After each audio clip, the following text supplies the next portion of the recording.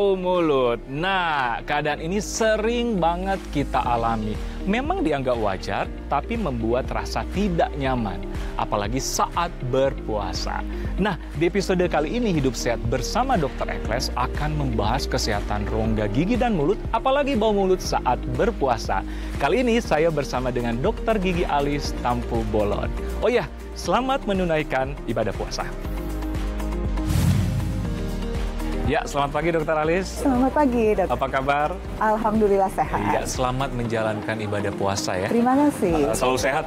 Kita tetap harus beraktivitas walaupun berpuasa, setuju ya? Setuju sekali. Nah, ini ngomong-ngomong masalah yang sering kita alami apalagi pada saat puasa. Menyangkut kesehatan rongga mulut.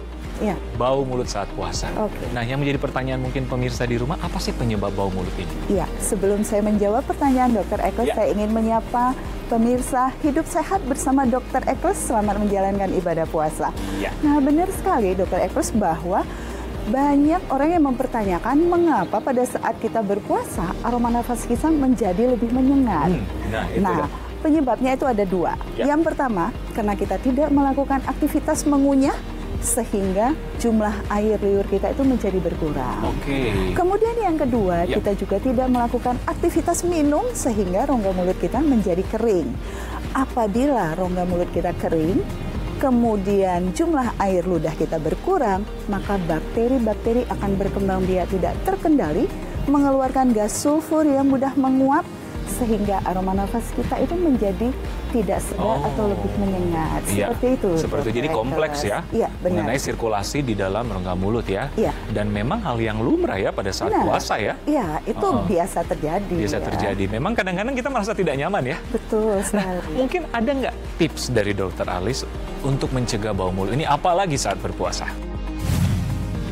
Nah dok, gimana tipsnya nih dok? Ya, tips yang pertama adalah kita harus memperbanyak minum air putih, minimal 1,5 sampai 2 liter per hari, atau minimal 8 gelas per hari. Nah dok, berkaitan dengan minum nih, apalagi kan kita ini saat berpuasa.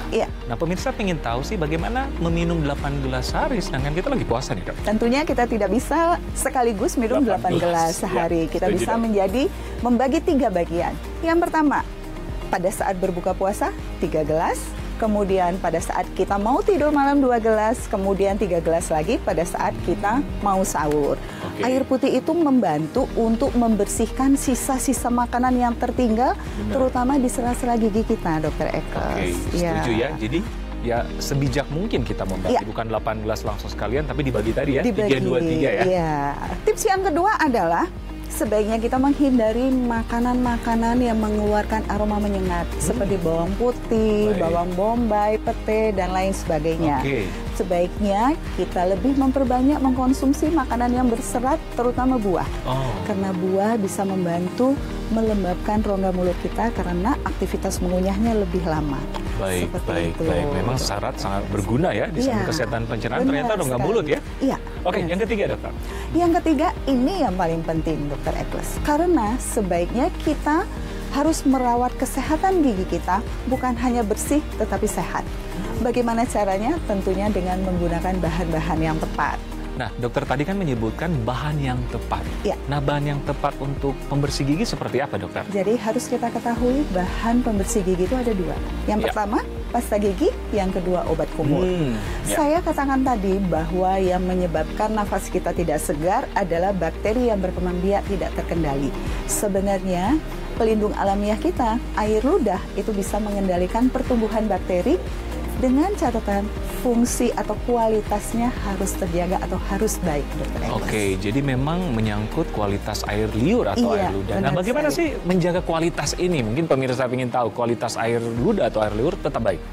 Menjaga kualitas air liur kita tetap baik, tentunya kita harus menggunakan bahan-bahan pembersih untuk membersihkan rongga mulut kita yang tepat, yaitu pasta gigi yang tanpa deterjen, kemudian mempunyai kandungan enzim dan protein, sehingga meningkatkan kandungan enzim dan protein yang sudah terdapat di dalam air ludah kita.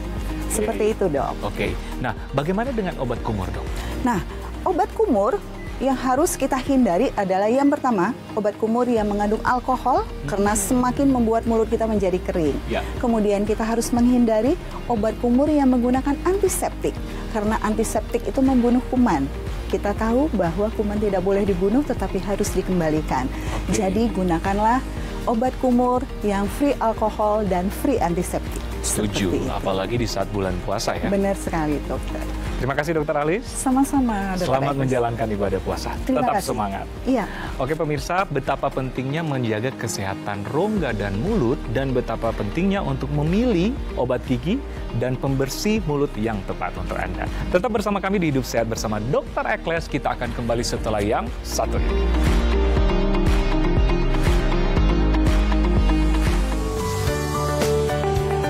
Di akhir acara, Ibu Yulia Kusumanti dari PT Enzim Bioteknologi Internusa akan memperkenalkan beragam produk kesehatan untuk menjaga kesehatan gigi dan mulut.